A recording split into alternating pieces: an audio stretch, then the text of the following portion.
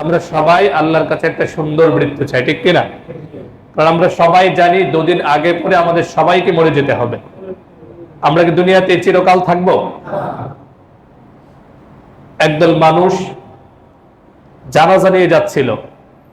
জানাজা নিয়ে যাওয়ার সময় সাধারণত যার জানাজা নিয়ে যাওয়া হয়, যিনি মারা গিয়েছেন, তার জন্যে তার আত্মীয় স্বজন কান্নাকাটি করে, ঠিক কিনা? তার জন্যে মন খারাপ থাকে, কান্নাকাটি করে। তো এটা দেখে এক বুজুর্গ আল্লাহওয়ালা তিনি বলছিলেন, মরনে ওয়ালো রো রাহা হে মরনে ওয়ালে কে লিয়ে। উর্দুতে তিনি বলেছিলেন, এটার অর্থ হচ্ছে যে একদল মৃত মানুষ যারা অচিরেই মারা যাবে, তারা আরেকজন মৃত মানুষের জন্য কাঁদছে। কথাটা শুনতে কেমন শোনা যায়, বাস্তব কিনা? আজকে আমার কোন আত্মীয় মারা গেল, আমি তার জন্য কাঁদছি, তার মানে তো এটা না যে আমি কাঁদলে আমার মৃত্যু হবে না, যে চলে গিয়েছে কেবল সেই চলে গিয়েছে এমন। আজকে যে চলে গিয়েছেন তার জন্য কাঁদছি, তার মানে আমিও দুদিন আগে পরে মারা যাব।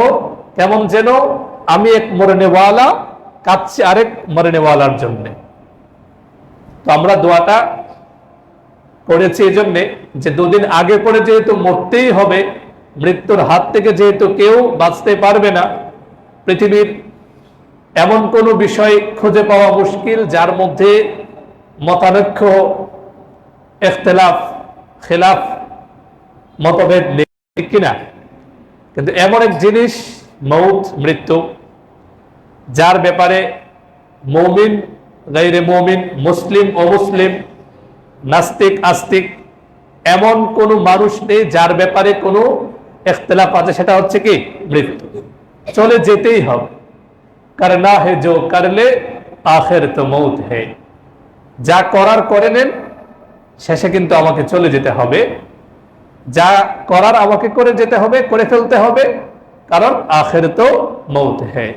জীবনের গল্প শুরু হয় জন্মের মাধ্যমে, আর গল্পের সমাপ্তি মৃত্যুর মাধ্যমে। জন্ম মৃত্যুর মাঝখানের সময়টা আল্লাহ সুবহানাহু ওয়া তাআলার পক্ষ থেকে দান, এই সময়টাকে কাজে লাগাতে হবে। আল্লাহ আমাদের সকলকে তৌফিক দান করেন, বলুন আমিন। তো আজকে বিশেষভাবে এই দোয়াটা কেন করলাম একটু পরে আমরা আলোচনা শুনবো ইনশাআল্লাহ। আল্লাহ সুবহানাহু ওয়া তাআলার তৌফিকে, আল্লাহর তৌফিক যদি শামিলে হাল হয়, আজকে আমার টপিক হচ্ছে এই যে গ্রীষ্মকাল শুরু হলো। আজকে বৈশাখ মাসের কত তারিখ? 6 তারিখ। তো বৈশাখ এবং জ্যৈষ্ঠ এই 2 মাস মিলে গ্রীষ্মকাল। এই গ্রীষ্মকালে তীব্র দাবদাহে জনজীবন অস্থির হয়ে যায়, প্রচন্ড গরম আসে। তো আমরা জানি একজন মুমিনের দৃষ্টিভঙ্গি, অ্যাটিটিউডটা এমন যে সব ক্ষেত্রে তার চেতনা জুড়ে ইসলাম দ্বীনের সৌরভ জড়ানো থাকে, ঠিক কিনা? তো সেই সুবাদে আজকে আমি আমার আলোচ্য বিষয় নির্ধারণ করেছি গরমের তীব্রতা, বিজ্ঞান এবং ইসলামিক দৃষ্টিকোণ। এটা জানা দরকার আছে না নেই? প্রত্যেকটা বিষয় আমি চেষ্টা করি সমসাময়িক বিষয়গুলো আপনাদের সামনে বলতে, কারণ যখন প্রচন্ড ঠান্ডা তখন যদি গরমের ওয়াজ করি, এটা কি হারাম তো না, নিষিদ্ধ তো না, আলোচনা তো করা যায়, কিন্তু আমাদের যে মানসিকতা, আমাদের যে গ্রহণ প্রক্রিয়া, এটা ওইরকম গ্রহণ করতে চাইবে না, ঠিক কিনা? এটাকে মজা করে অনেকে বলে যে কুল হু আল্লাহর তাফসিরে কারবালার কাহিনী বলতে থাকা। এখন যেহেতু প্রচন্ড গরম, যদিও আলহামদুলিল্লাহ আল্লাহর তৌফিকে গত বছরের তুলনায় গরমটা এতটা তীব্র আকার এখনো ধারণ করেনি, আল্লাহ সহজ করে দিয়েছেন, সেজন্য রমাদানুল মুবারক আমরা বেশ আরামেই কাটিয়েছি। ওই অল্প 2-1 দিন হয়তো একটু গরম লেগেছিল, এছাড়া আলহামদুলিল্লাহ গরমের তীব্রতাটা এত প্রখর ছিল না যেটা গত বছর, গত রমজানে ছিল। এবং এবছরও গরম আছে, কিন্তু আল্লাহর তৌফিকে এখনো সহনীয়, এতটা ভয়াবহ পর্যায়ে যায়নি। এরপরেও আমরা ইনশাআল্লাহ আলোচনা শুনবো গরমের তীব্রতা, বিজ্ঞান এবং ইসলামিক দৃষ্টিকোণ। ইসলাম কি বলে, বিজ্ঞান কি বলে। এর আগে হঠাৎ করে মনে হলো, গতকাল এবং আজকেও পত্রিকায় দেখলাম যে রাস্তাঘাটে যে মৃত্যুটা, এর আগে একাধিকবার আমি আলোচনা করেছি, এগুলো স্মরণ করিয়ে দেয়া অনেকের মনে থাকে না, আমাদের খেয়াল থাকে না। যেহেতু যাপিত জীবনে এমন তো হওয়ার সুযোগ নেই। আপনারা স্কুল কলেজে যারা পড়েছেন তারা ওই নন্দলাল নামে একটা কবিতা আপনারা পড়েছিলেন, সম্ভবত নন্দলালই মনে হয় কবিতাটার নাম, এখন আছে কিনা জানি না, আমরা পড়েছিলাম। সে ঘর থেকে বের হয় না, ভয়ে অ্যাক্সিডেন্ট হয়ে যায় কিনা, দুর্ঘটনা হয়ে যায় কিনা, মানে কোনো দিকেই সে যাচ্ছে না। এখন ওই নন্দলালের মতো হওয়ার সুযোগ আছে আমাদের? ঘর থেকে বের হতেই হবে। আল্লাহ আমাদের জীবনটাকে এমন ভাবে সাজিয়ে দিয়েছেন, ঘর থেকে বের হতে হবে, গাড়িতে চড়তে হবে, কখনো বিমানে, আকাশপথে যেতে হবে। এখন নন্দলালের মতো ঘরে বসে থাকার তো সুযোগ আমাদের নেই, যেহেতু চতুর্দিকে দুর্ঘটনা হচ্ছে, এরপরেও আমাদেরকে বের হতে হয়। তো আমরা যেহেতু বিস্তৃতি প্রবণ, আমাদের আসলে ভুল হয়ে যায়, আমাদের মনে থাকে না। মানুষ তো আমরা অনেক কিছুই ফানাসিয়া আদম ওয়ালাম নাজিদ লাহু আজমা। আমরা কার সন্তান? আমাদের পরিচয় কি? আমরা বানু আদম বা বানি আদম। আদম আলাইহিস সালামের ভুল হয়ে গিয়েছিল, তো সন্তান তো বাবার মতোই হবে, ঠিক কিনা? তো আমাদেরও ভুল হয়ে যায়। হঠাৎ করে মনে হলো যে আবার একটু আমরা আলোচনা করি, আবার একটু স্মরণ করিয়ে দিই। এই যে ভয়াবহ সড়ক দুর্ঘটনা হচ্ছে, কোনোভাবেই যেটা থামানো যাচ্ছে না। আপনারা পত্রপত্রিকায় দেখেছেন, দৈনিক কালের কণ্ঠ 17 এপ্রিল তারা লিখেছে একটা আর্টিকেলের মধ্যে, ঈদের আগে পরে 11 দিনে পত্রিকার হিসাব 260 জন মানুষ নিহত হয়েছে। নাউজুবিল্লাহ। শুধু ঈদের দিনই পত্রিকার হিসাব, সপ্ত পত্রিকায় আসে না, পত্রিকার হিসাব শুধু ঈদের দিনে 21 জন মানুষ মারা গিয়েছে। এর মধ্যে আমি তো জানতাম না, মাদ্রাসা খোলা হলো পরশুদিন, মাদ্রাসায় গিয়ে শুনলাম আমাদের বাইতুল আকরাম মাদ্রাসার 6ষ্ঠ শ্রেণীর এক ছাত্র ওই খাপাড়ায় ওই রোড অ্যাক্সিডেন্টে মারা গিয়েছে। আল্লাহ তাআলা, ছোট মানুষ, এখনো প্রাপ্তবয়স্ক হয়নি, আমরা দোয়া করি আল্লাহ তাআলা যেন এই বাচ্চা মা বাবাকে সাবরে জামিল ইখতিয়ারের তৌফিক দান করেন। বাবা মার অনেক স্বপ্ন ছিল ছেলেটা বড় আলেম হবে, তাদের জন্য দোয়া করবে, আল্লাহ পাকের ইচ্ছা চলে গিয়েছে।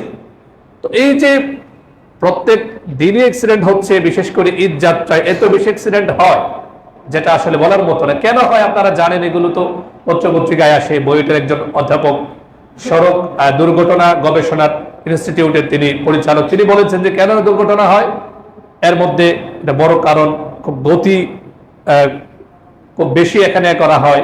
এরপরে গাড়ি অনেকগুলো ফিটনেস নেই, এলোমেলো, যারা গাড়ি চালাচ্ছে, ড্রাইভার যারা, তাদের দক্ষতার ঘাটতি, সব মিলিয়ে সব এলোমেলো অবস্থা। কিন্তু এরপরেও কি আমরা আমাদের যাত্রা বা ঘর থেকে বের হওয়া, কাজে কর্মে যাওয়া, অফিস করা, এগুলো ছেড়ে দিতে পারবো আমরা? পারবো না। এর মধ্যেই চলতে হবে। মুহূর্তের মধ্যে তো দেশটাকে পরিবর্তন করে ফেলা সম্ভব না। সম্ভব? এখন আমাদের করণীয়টা কি? আগেও বলেছিলাম, আবারও স্মরণ করিয়ে দিচ্ছি। আমাদের বিশ্বাস, আমাদের সুদৃঢ় আকীদা যে আমাদেরকে রক্ষা করতে পারেন একমাত্র আল্লাহ।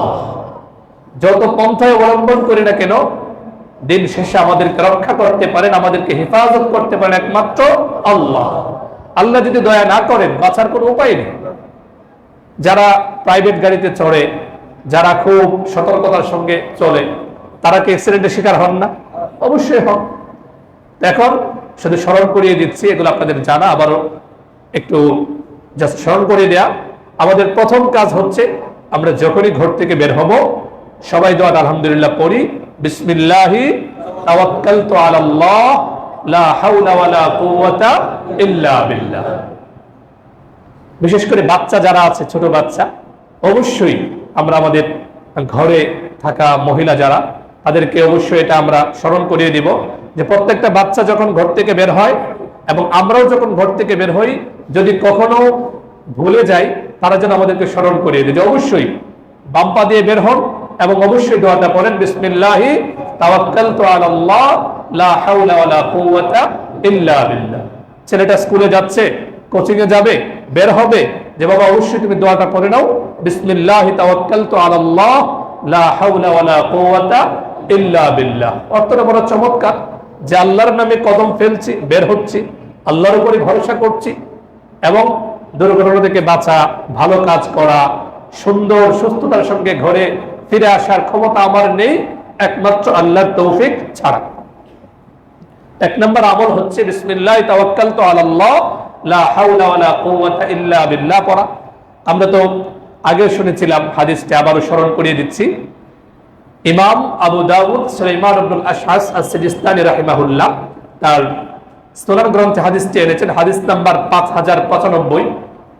সাহাবী আনাস ইবনে মালিক রাদিয়াল্লাহু তাআলা আনহু বলেন, রাসূলুল্লাহ সাল্লাল্লাহু আলাইহি ওয়াসাল্লাম ইরশাদ করেন, মান ক্বালা ইয়ানি ইযা খারাজা মিন বাইতিহি বিসমিল্লাহি তাওয়াক্কালতু আলাল্লাহি লা হাওলা ওয়ালা কুওয়াতা ইল্লা বিল্লাহ, যে ব্যক্তি ঘর থেকে বের হওয়ার সময় পড়বে বিসমিল্লাহি তাওয়াক্কালতু আলাল্লাহ লা হাওলা ওয়ালা কুওয়াতা ইল্লা বিল্লাহ, ইউকালু লাহু, আল্লাহর পক্ষ থেকে একদল ফেরেশতা তাকে বলে, তার জন্য বলা হয় কুফিতা ওয়া বুকিতা, যে এই যে দোয়াটা তুমি পড়েছো তোমার হেফাজতের জন্য, এই দোয়াটাই তোমার জন্য যথেষ্ট হয়ে গিয়েছে। সুবহানাল্লাহ। ওয়া বুকিতা, এবং তুমি হেফাজতের মধ্যে আছো, মানে আল্লাহ সুবহানাহু ওয়া তাআলা তোমাকে হেফাজত করবেন। সুবহানাল্লাহ। এরপর ওয়া তানাহা আনহু শাইতান, শয়তান তার থেকে দূরে সরে যায়। মানুষকে অনেক সময় বিপদের মধ্যে, অনেক সময় রাস্তা পার হওয়ার সময়, বিভিন্ন সময় শয়তান, এটা হাদিস দ্বারা প্রমাণিত, শয়তান অনেক সময় ঝামেলা করে। তো এই দোয়াটা পরে যদি কেউ বের হয়, আল্লাহ সুবহানাহু ওয়া তাআলা তার রাসূল সাল্লাল্লাহু আলাইহি ওয়াসাল্লামের মাধ্যমে জানাচ্ছেন যে অবশ্যই শয়তান তার থেকে দূরে সরে যায়, আল্লাহর পক্ষ থেকে রহমতের ফেরেশতারা তার হেফাজতকারী হয়ে যায়। সুবহানাল্লাহ।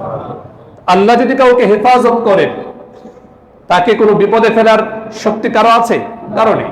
এজন্য অবশ্যই বাচ্চাদেরকে এখন থেকে এগুলো শেখাই, অভ্যাস যেন হয়ে যায়, তারা যেন ঘর থেকে বের হওয়ার সময় অটো জবান দিয়ে, জিহ্বা দিয়ে তাদের বের হয়ে যায় বিসমিল্লাহি তাওয়াক্কালতু আলাল্লাহ লা হাওলা ওয়ালা কুওয়াতা ইল্লা বিল্লাহ। দ্বিতীয় আমল যেটা আমরা আজকে খুতবায় পড়লাম, আল্লাহুম্মা ইন্না নাউযু বিকা মিন মিতাতিস সু, একজনে পড়লে, যদি আপনি একা পড়েন, আল্লাহুম্মা ইন্নী আউযু বিকা মিন মিতাতিস সু মিন ফুজাআতিল মাউত।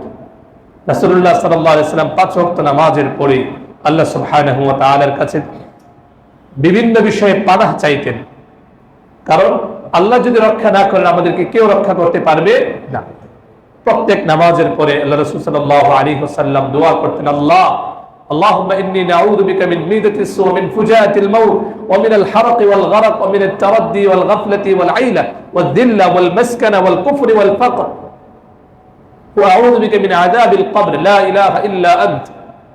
আবার অন্য রিওয়ায়াতে আছে, আল্লাহুম্মা ইন্নী আউযু বিকা মিনাল হাম্মি ওয়াল হাযান ওয়াল আজজি ওয়াল কাসাল ওয়াল জুবনি ওয়াল বুখল ওয়া মিন গালাবাতিদ দাইন ওয়া কাহরির রিজাল ওয়া আউযু বিকা মিন ফিতনাতিল মাসীহিদ দাজ্জাল ওয়া আউযু বিকা মিন ফিতনাতিল মাহইয়া ওয়াল মামাত। অনেক দোয়া নবী সাল্লাল্লাহু আলাইহি ওয়াসাল্লাম করতেন। বিভিন্ন অমঙ্গল হয়, বিভিন্ন অনিষ্টতা নিয়ে আসে এমন বস্তুগুলো থেকে রাসূলুল্লাহ সাল্লাল্লাহু আলাইহি ওয়াসাল্লাম পানাহ চাইতেন। সেই ধারাবাহিকতায় তিনি নিয়মিত রাসূলুল্লাহ সাল্লাল্লাহু আলাইহি ওয়াসাল্লাম প্রত্যেক নামাজের পরে আল্লাহ সুবহানাহু ওয়া তাআলার কাছে বলতেন যে, আল্লাহ আমি আপনার কাছে মন্দ মৃত্যু থেকে পানাহ চাই, আল্লাহ হঠাৎ মৃত্যু থেকে পানাহ চাই। আল্লাহ দয়া ছাড়া বাঁচার উপায় নেই। পত্রিকায় দেখলাম মোহাম্মদপুরে রমজানে একজন লোক নামাজ পড়ার জন্য মসজিদে আসছে, কনস্ট্রাকশনের কাজ চলছে, হঠাৎ করে উপর থেকে একটা রড পড়ে একদম স্পট ডেড। নাউযুবিল্লাহি মিন যালিক।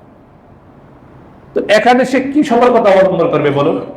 সুস্থ মানুষ নামাজ পড়ার জন্য মসজিদে আসছে, উপর থেকে হঠাৎ করে একটা জিনিস পড়ে গিয়েছে।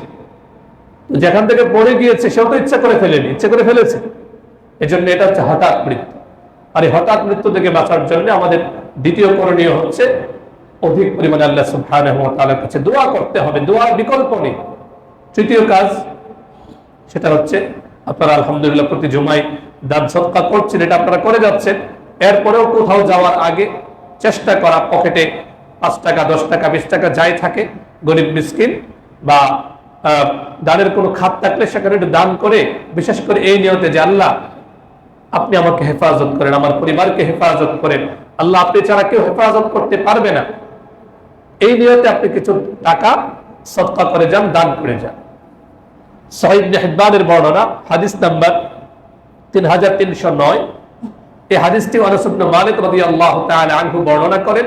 রাসূলুল্লাহ সাল্লাল্লাহু আলাইহি ওয়াসাল্লাম বলেন, আস-সাদাকাতু তুতফিউ মিতাতাস সু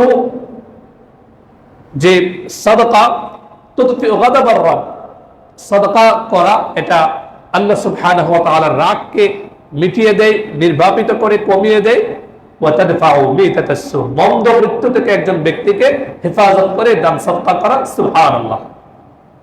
তো আমরা যখনই কোথাও যাব, বের হব, চেষ্টা করি প্রতিনিয়ত অল্প হোক দান সদকা করার। করবো তো ইনশাআল্লাহ?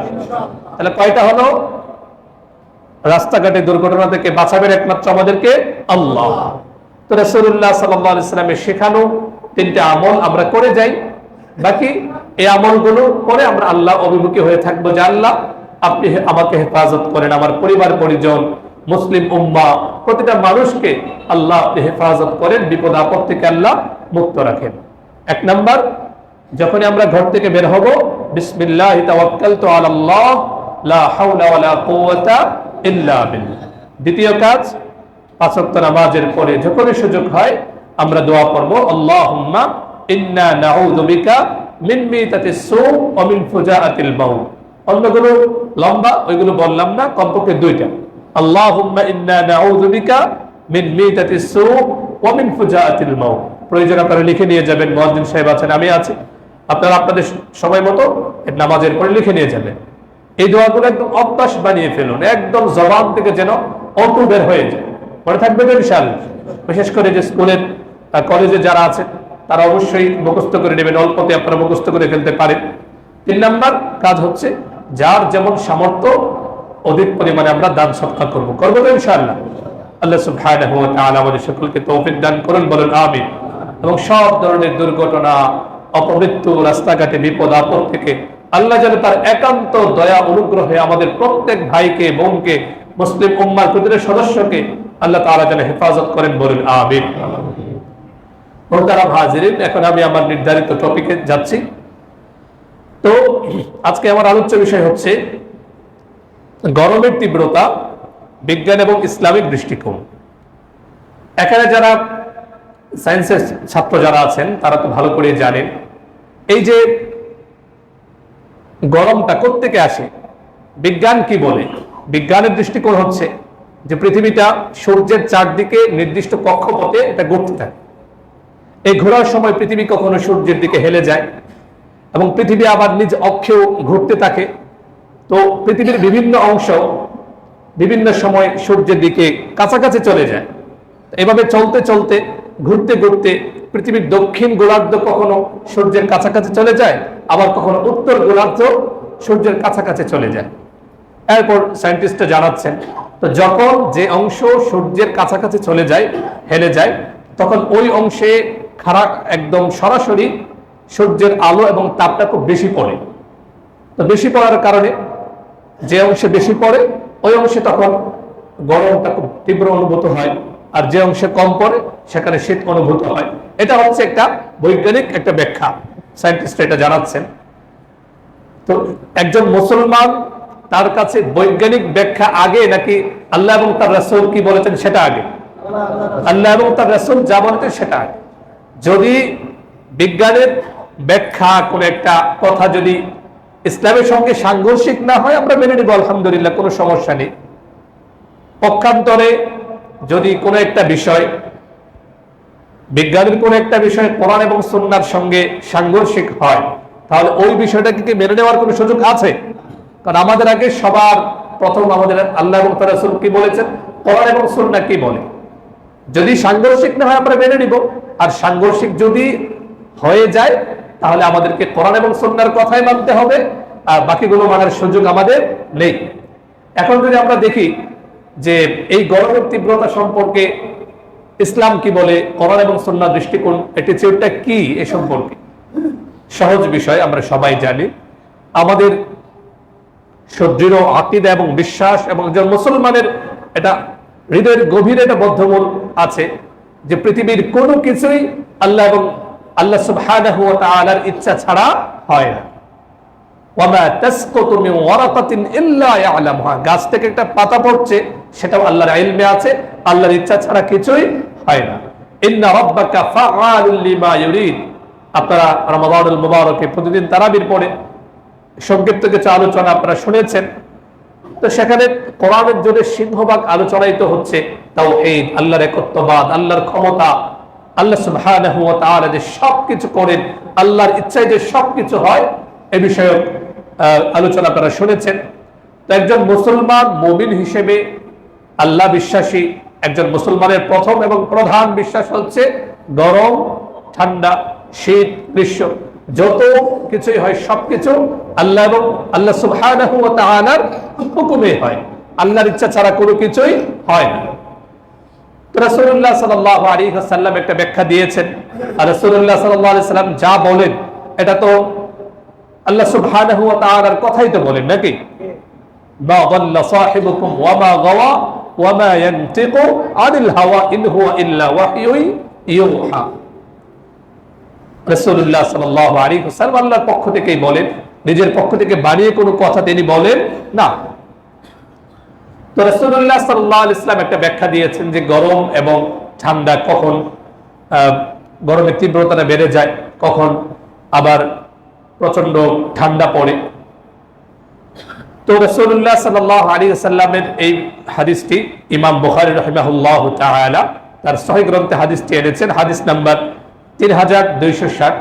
সাহাবী আবু হুরায়রা রাদিয়াল্লাহু তাআলা আনহু বর্ণনা করেন, রাসূলুল্লাহ সাল্লাল্লাহু আলাইহি ওয়াসাল্লাম বলেন, ইশতাকাতিন নারু ইলা রাব্বিহা, ইশতাকাতিন নারু ইলা রাব্বিহা ফাকালাত রাব্বি আকালা বাগদি বাগদা فأذن لها بنفسين نفس في الشتاء ونفس في الصيف فأشد ما تجدون من الحر وأشد ما تجدون من الزمهرير। রাসূলুল্লাহ সাল্লাল্লাহু আলাইহি ওয়াসাল্লাম ইরশাদ করেন, ইশতাকাতিন নারু ইলা রাব্বিহা, জাহান্নামের আগুন, জাহান্নাম আল্লাহ সুবহানাহু ওয়া তাআলার কাছে অভিযোগ করে, আল্লাহ সুবহানাহু ওয়া তাআলার কাছে আবদার করে, ইয়া রাব আকালা বাদি বাদা, আগুনের তীব্রতায় আমার একটা অংশ আরেকটা অংশকে খেয়ে ফেলছে। বলুন নাউযুবিল্লাহ। আমরা সকলে তিনবার করে আল্লাহুম্মা ইন্না নাসআলুকাল জান্নাতা ওয়া নাউযু বিকা মিনান নার, আল্লাহুম্মা ইন্না নাসআলুকাল জান্নাতা ওয়া নাউযু বিকা মিনান নার, আল্লাহুম্মা ইন্না নাসআলুকাল জান্নাতা ওয়া নাউযু বিকা মিনান নার। কি ভয়াবহ অবস্থা জাহান্নামের। আল্লাহ যদি তার একান্ত দয়া আমাদেরকে জাহান্নাম থেকে রক্ষা না করেন, বাঁচার উপায় আছে? উপায় নেই। সাহাবায়ে কেরাম যখন এই হাদিসগুলো শুনতেন, জারজার করে তারা কাঁদতেন যে জাহান্নামের আগুন আল্লাহ সুবহানাহু ওয়া তাআলার কাছে অভিযোগ করে বলবে, আল্লাহ আকালা বাদি বাদা, এত তীব্র আগুন মালিক আপনি আমাকে দিয়েছেন, আমার একটা অংশ আরেকটা অংশকে গিলে ফেলছে, আর পাচ্ছি না মালিক। জাহান্নাম আল্লাহর কাছে বলতে থাকবে। তখন আল্লাহ সুবহানাহু ওয়া তাআলা ফাআদিনা লাহা বিনাফসাইন, জাহান্নামকে আল্লাহ সুবহানাহু ওয়া তাআলা দুটো শ্বাস ফেলার অনুমতি দিবেন, যে তুমি তো পারছো না, তোমার তো কষ্ট হয়ে যাচ্ছে, এক অংশ আরেক অংশকে খেয়ে ফেলছে, তুমি দুটো শ্বাস ফেলো, তুমি দুটো শ্বাস দুনিয়াতে ছাড়ো। নাফাসুন ফিশ শিতাই ওয়া নাফাসুন ফিস সাইফ, আল্লাহ সুবহানাহু ওয়া তাআলার অনুমতি নিয়ে, আল্লাহর ইচ্ছায় জাহান্নাম তখন দুটো শ্বাস দুনিয়াতে ছাড়ে। একটা শ্বাস হচ্ছে গ্রীষ্মকালে, আরেকটা শীতকালে। এক শ্বাসের মাধ্যমে আল্লাহ রাসূল সাল্লাল্লাহু আলাইহি ওয়াসাল্লাম বলেন, ফাআশাদ্দু মা তাজিদুনা ফিল হার, এই যে গ্রীষ্মকালে তোমরা প্রচন্ড তীব্র দাবদাহে অস্থির হয়ে যাও, প্রচন্ড গরম অনুভব করো, এটা হচ্ছে ওই যে গ্রীষ্মকালে আল্লাহর অনুমতি নিয়ে জাহান্নাম যে একটা শ্বাস ফেলে, সেই শ্বাসের তীব্রতার সামান্য একটু অবস্থা তোমরা অনুভব করো, এর কারণে পুরো পৃথিবী উত্তপ্ত হয়ে যায়। আল্লাহ আমাদেরকে হেফাজত করেন, বলেন আমিন। আর ওয়াশাদ্দু মা তাজিদুনা মিনাজ জামহারির, আর দ্বিতীয় শীতকালে আল্লাহর হুকুমে জাহান্নাম আরেকটা শ্বাস ছাড়ে, যার ফলে এই পুরো পৃথিবী, যখন যে অঞ্চলটাতে ওই শীতের প্রকোপ থাকে, ওই জাহান্নামের শ্বাসের কারণে আল্লাহ সুবহানাহু ওয়া তাআলার ইচ্ছায় সেখানে শীতের চাদরে পুরো প্রকৃতি একেবারেই মুড়িয়ে যায়। এই হচ্ছে গরমের তীব্রতা সম্পর্কে ইসলামের দৃষ্টিভঙ্গি। এখন প্রশ্ন হচ্ছে, আমাদের কি করণীয়? এই যে প্রচন্ড গরমে আমরা অস্থির হয়ে পড়ি, একজন সাধারণ মানুষ যে আল্লাহ বিশ্বাসী না, সে হয়তো এটাকে প্রকৃতির খেলা বা এ জাতীয় কথা বলে সে একটা সান্ত্বনা নেয়, সে মনে করে এগুলি এমনি এমনি হয়, এগুলিকে এমনি এমনি হয়। যারা এথিস্ট নাস্তিক যারা, তারা বলে যেটা শীতকালে গ্রীষ্মকালে এগুলো এমনি এমনি হয়, এগুলো একটা প্রকৃতির খেলা, প্রকৃতির দিকে যায়। অথচ সে ভাবে না এই প্রকৃতিকে কে নিয়ন্ত্রণ করে? আল্লাহ সুবহানাহু ওয়া তাআলার ইচ্ছায় সবকিছু হয়। একজন মুমিন তার প্রতিটা মুহূর্তেই তো আল্লাহর পক্ষ থেকে নির্দেশনা আছে। প্রচন্ড গরম যখন থাকে তখনও তার প্রতি আল্লাহর কিছু নির্দেশনা আছে, শীতের সময় কিছু নির্দেশনা আছে, প্রতিটা মুহূর্তেই তার উপর আল্লাহর পক্ষ থেকে নির্দেশনা থাকে। তো এই যে গরমের তীব্রতায় একজন মুমিনের করণীয়কে 5টি করণীয় ইনশাআল্লাহ আপনাদের সামনে উপস্থাপন করব ইনশাআল্লাহ। প্রথম করণীয় হচ্ছে, এটা শুধু গরমের সময় না, প্রতিটা অবস্থাতে একজন মুমিনের প্রতিকূল পরিস্থিতি আসুক বা অনুকূল আসুক, সে হাসিতে থাকুক কিংবা কান্নায়, সে প্রফুল্ল থাকুক কিংবা বিষণ্ণ, যে অবস্থাতেই থাকুক, একজন মুমিন তার প্রথম করণীয় হচ্ছে সর্বাবস্থায় সে অধিক পরিমাণে ইস্তেগফার করবে, আল্লাহ সুবহানাহু ওয়া তাআলার কাছে ক্ষমা প্রার্থনা করবে। স্বাভাবিকভাবে আমরা মনে করি যে গোনাহ করেছি, বিপদে পড়েছি, ইস্তেগফার করতে হবে। তো ভালো থাকতে, ভালো পরিস্থিতিতে কেন আমাকে ইস্তেগফার করতে হবে, প্রশ্ন আসে কিনা? তাদের জবাব দেওয়ার জন্য সহজ কথা হচ্ছে, রাসূলুল্লাহ সাল্লাল্লাহু আলাইহি ওয়াসাল্লামের কোনো গুনাহ ছিল? তার মতো এত ইবাদত কি আমরা করতে পারি? এরপরেও রাসূলুল্লাহ সাল্লাল্লাহু আলাইহি ওয়াসাল্লামের সিরাত যারা পড়েছেন তারা জানেন যে তিনি 70 বারের অধিক ইস্তেগফার করতেন। অন্য বর্ণনায় এসেছে তিনি প্রতিদিন 100 বার আল্লাহ সুবহানাহু ওয়া তাআলার দরবারে ক্ষমা প্রার্থনা করতেন, তিনি ইস্তেগফার করতেন। সুবহানাল্লাহ। তো প্রতিটা মুহূর্তে, বিশেষ করে গরমের তীব্রতায়, আমাদের প্রথম করণীয় হচ্ছে আমরা ইস্তেগফার করব। ওই সময় হাহুতাশ না করে যে গরমে একেবারে মরে যাচ্ছি, শরীর ঘেমে যাচ্ছে, অস্থিরতা, মানুষ হিসেবে এগুলো আসতে পারে আমাদের, কিন্তু একজন মুমিন হিসেবে আমাদের করণীয় হচ্ছে আমরা ইস্তেগফার করব। জবান দিয়ে যেন ওঠু চলে আসে, আস্তাগফিরুল্লাহ আস্তাগফিরুল্লাহ। যে কোনো অবস্থায়, যে কোনো পরিস্থিতিতে আমাদের জবান দিয়ে যেন আসে আস্তাগফিরুল্লাহ আস্তাগফিরুল্লাহ। এখন অনেকের একটা প্রশ্ন হয়, আমরা খেয়াল করে শুনি, এই প্রশ্নগুলো অনেকেরই আসে যে আমরা কি আস্তাগফিরুল্লাহ পড়বো নাকি ইস্তেগফার পড়বো, এমন প্রশ্ন আসে কিনা? আসতেই পারে। শব্দটা হচ্ছে, এটা ক্রিয়াপদে হচ্ছে ইস্তেগফার মানে হচ্ছে ক্ষমা প্রার্থনা করা। ইস্তেগফার মানে কি? ক্ষমা প্রার্থনা করা। আর আস্তাগফিরুল্লাহ উত্তম পুরুষে, যে আমি ইস্তেগফার করছি, আল্লাহ আমি আপনার কাছে ক্ষমা চাচ্ছি। মনে থাকবেন ইনশাআল্লাহ। এক হচ্ছে ইস্তেগফার মানে হচ্ছে ক্ষমা প্রার্থনা করা, আর আস্তাগফিরুল্লাহ মানে হচ্ছে আমি আল্লাহর কাছে ক্ষমা প্রার্থনা করছি। তো আমাদেরকে এই গরমের তীব্রতায় অধিক পরিমাণে ইস্তেগফার করতে হবে, হাহুতাশ না করে, অস্থির পেরেশান না হয়ে আমাদেরকে ইস্তেগফার করতে হবে। তো আমরা এই আয়াতগুলো আগেও শুনেছি যে রাসূলুল্লাহ সাল্লাল্লাহু আলাইহি ওয়াসাল্লাম তো প্রচুর পরিমাণে ইস্তেগফার করতেন। কোরআন মাজিদে 71 নম্বর সূরা, সূরাতুন নূহ, আয়াত নাম্বার 10, 11, 12, সেখানে হযরত নূহ আলা নবিয়িনা আলাইহিস সালাতু ওয়াস সালামের গল্প এসেছে। হযরত নূহ আলাইহিস সালাম তার সম্প্রদায়কে বলেছিলেন, ইস্তাগফিরু রাব্বাকুম ইন্নাহু কানা গফফার। ও আমার সম্প্রদায়, তোমরা ইস্তেগফার করো, অধিক পরিমাণে আল্লাহ সুবহানাহু ওয়া তাআলার কাছে ক্ষমা প্রার্থনা করো, আল্লাহর কাছে মাফ চাও। নিঃসন্দেহে আল্লাহ সুবহানাহু ওয়া তাআলা অতিশয় ক্ষমাশীল, আল্লাহ তোমার গুনাহগুলোকে মাফ করে দিবেন। সুবহানাল্লাহ। তো ইস্তেগফার যত বেশি করবে কি লাভ হবে? ইউরসিলিস সামা আলাইকুম বিদরার। বৃষ্টির প্রয়োজন পড়বে যখন তোমরা সবাই মিলে ইস্তেগফার শুরু করো। আমাদের দেশে বা আমাদের সিচুয়েশনটা এমন, অনেক সময় আমরা খরায় বা বৃষ্টি শূন্যতায় পড়ে যাই কিনা।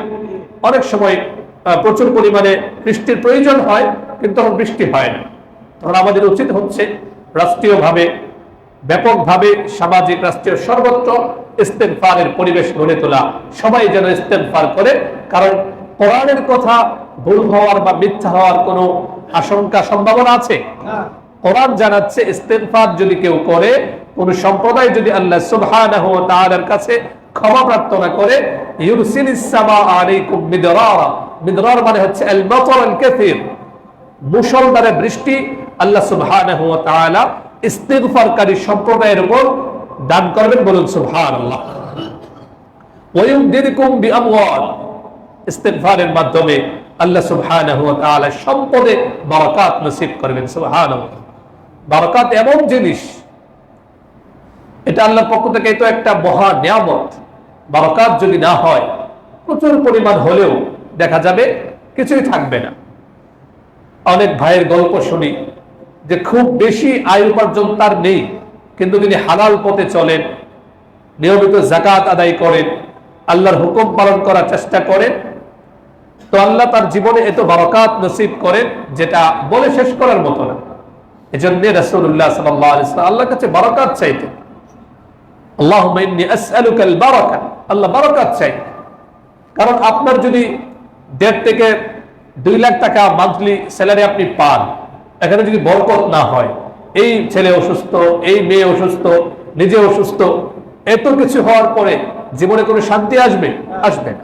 এজন্য আমাদেরকে বারাকাত চাইতে হবে যে আল্লাহ আপনি আমাকে যা দিবেন এটার মধ্যে যেন বরকত হয়, অল্প হলেও এত সুখময় জীবন আল্লাহ দান করবেন যেটা কল্পনা করার সাধ্য আপনার হবে না।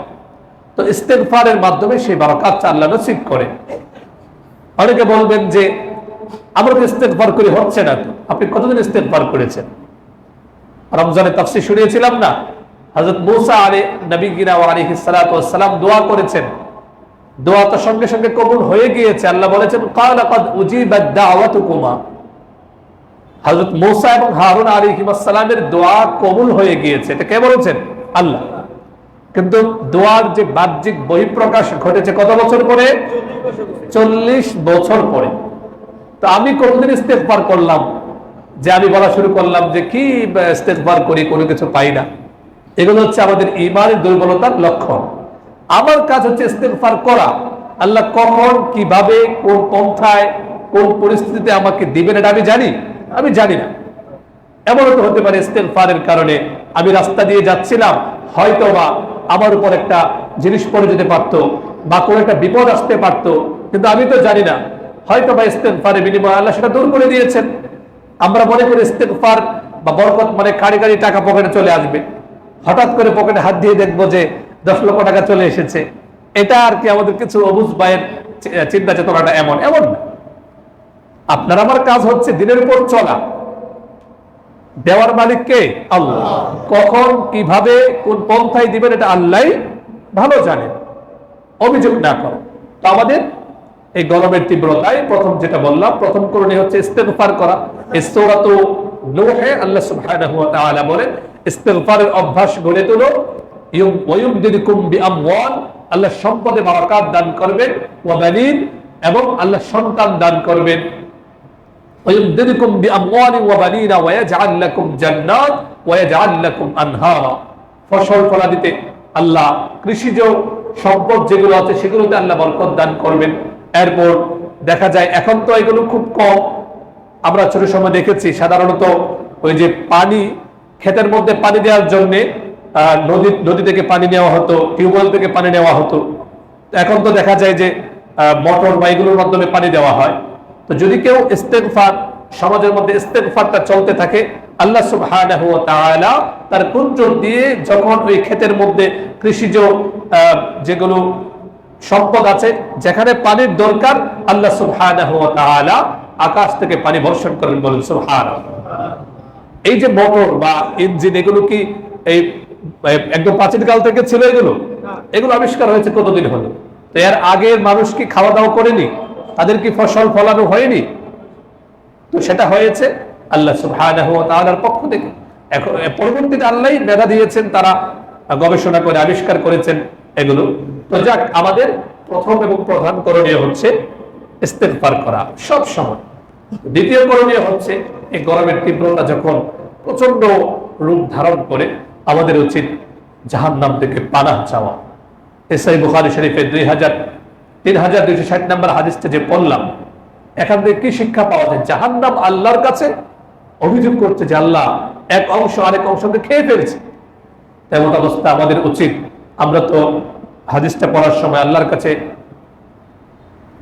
আবদার করেছি, দোয়া করেছি যে আল্লাহ যেন আমাদেরকে জাহান্নাম থেকে পানাহ দান করে, আল্লাহ যেন জাহান্নাম থেকে আমাদেরকে হেফাজত করে। তো গরমের তীব্রতায় জাহান্নামের কথা স্মরণ রাখা। ওই সূরাতুত তাওবায় 10 নম্বর পারার 19 নম্বর পৃষ্ঠায় এসেছে, আল্লাহ সুবহানাহু ওয়া তাআলা বলেন, কুল নারু জাহান্নামা আশাদ্দু হাররা, দুনিয়ার এই সামান্য গরম এর তুলনায় জাহান্নামের আগুন অনেক অনেক তীব্র, যেটা সহ্য করার মতো ক্ষমতা আমাদের নেই। অতএব সেই জাহান্নামের আগুনকে ভয় করো, সেই জাহান্নামের আগুনকে ভয় করে জাহান্নাম থেকে বাঁচার চেষ্টা করো। কোরআন জানাচ্ছে আমাদের দ্বিতীয় করণীয় হচ্ছে গরমের তীব্রতায় জাহান্নামের কথা স্মরণ করে জাহান্নাম থেকে বাঁচার চেষ্টা করা।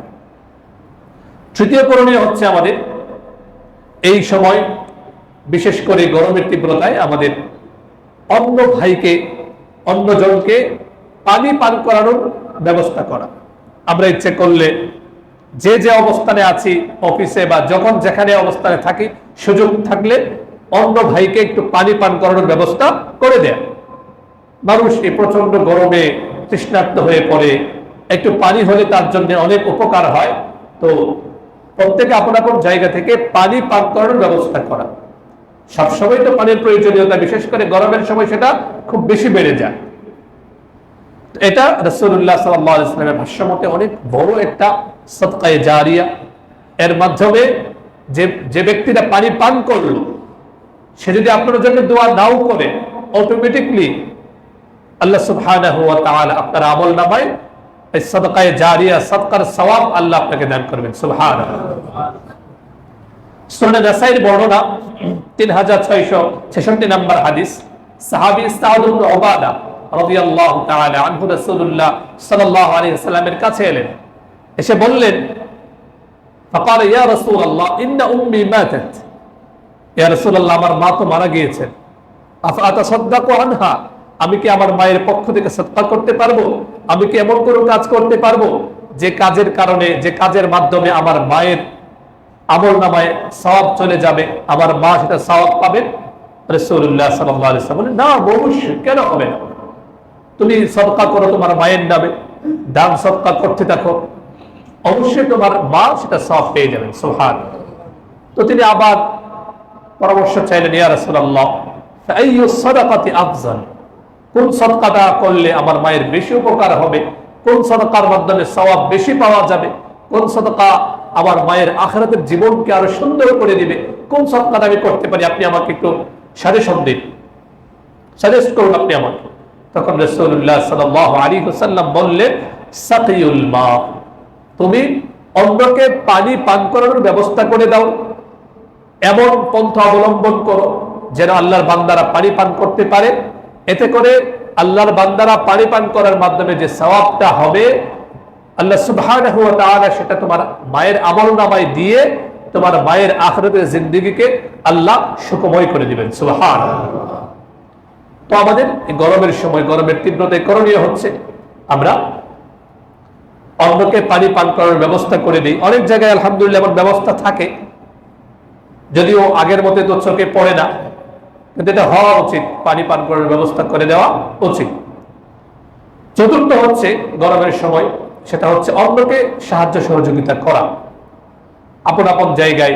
ধরুন আমার একজন কর্মচারী আছে, আমার বাসায় কাজ করে, তো আমার যেমন গরম লাগে তারও তো গরম অনুভব হয়, ঠিক কিনা?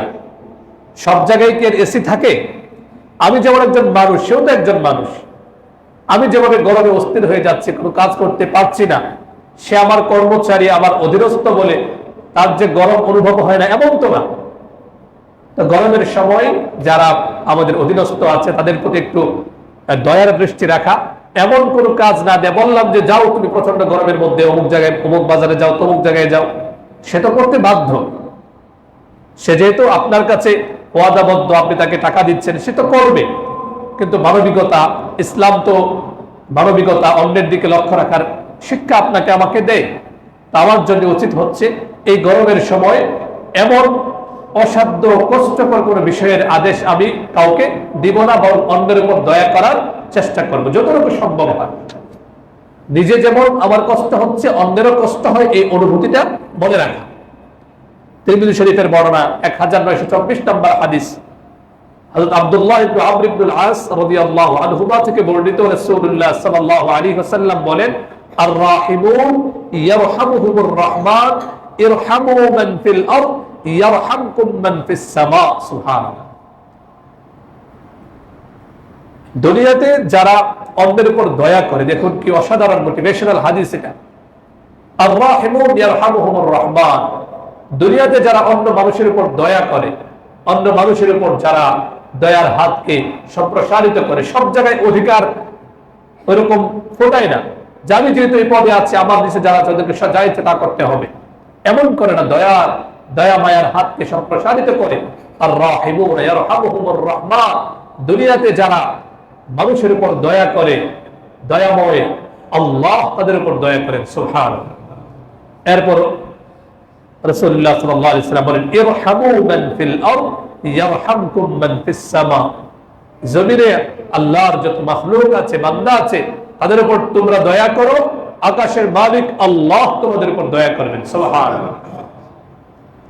পঞ্চম করণীয় হচ্ছে আমরা এই গরমের তীব্রতায় আল্লাহর ইবাদতকে যেন ভুলে না যাই। হযরত আলী রাদিয়াল্লাহু তাআলা আনহুর কওল পাওয়া যায় যে তিনি এই প্রচন্ড গরমের মধ্যে রোজা রাখতেন। কেন? এতে কষ্ট বেশি হয়, সওয়াবও বেশি হবে। যেমন কষ্ট ওই পরিমাণ সওয়াব। তো আমাদের পঞ্চম করণীয় হচ্ছে, যেহেতু গরমটা আল্লাহর পক্ষ থেকে এক ধরনের পরীক্ষামূলক হয়, এই পরীক্ষায় প্রচন্ড গরমে আমি নামাজ ছেড়ে দিলাম বা আল্লাহর ইবাদত ছেড়ে দিলাম, এমন যেন না হয়। এই হচ্ছে পাঁচটি করণীয়। প্রথম হচ্ছে অধিক পরিমাণে ইস্তেগফার করা। দ্বিতীয় করণীয় হচ্ছে আমরা জাহান্নাম থেকে আল্লাহর কাছে পানাহ চাইব। তৃতীয় করণীয় হচ্ছে পানি পান করানো অন্যকে। চতুর্থ করণীয় হচ্ছে অন্যকে সাহায্য করা। যার যে অবস্থানে আছি, আমার অধীনস্থ, আমার বন্ধু বান্ধব, একটু সাহায্যের হাতকে বাড়িয়ে দেয়া। এরপর সর্বশেষ যেটা বললাম, ইবাদত বন্দেগীতে যেন গাফলতি না আসে। এই গরমের কারণে যেন ইবাদতে প্রভাব না পড়ে। আমরা প্রত্যেকের আল্লাহর পক্ষ থেকে যে নির্দেশনাগুলো এসেছে, যে ইবাদতগুলো, সেগুলো আমরা আপন আপন জায়গায় পালনের চেষ্টা করি। আল্লাহ সুবহানাহু ওয়া তাআলা আমাদের সকলকে তীব্র গরম থেকে হেফাজত করুন, বলুন আমিন। আমরা যেন সবসময় আল্লাহ অভিমুখী থাকতে পারি। বিশেষ করে যে পাঁচটা আমলের কথা বললাম, এগুলো যেন আমরা আমাদের জীবনে বাস্তবায়ন করতে পারি। আল্লাহ সুবহানাহু ওয়া তাআলা আমাদের সকলকে সব ধরনের বিপদ আপদ থেকে হেফাজত করে, সব সময় আল্লাহর হুকুম পালন করে আমরা আমাদের জীবনকে যেন সাজাতে পারি। আল্লাহ তৌফিক দান করুন, আমিন।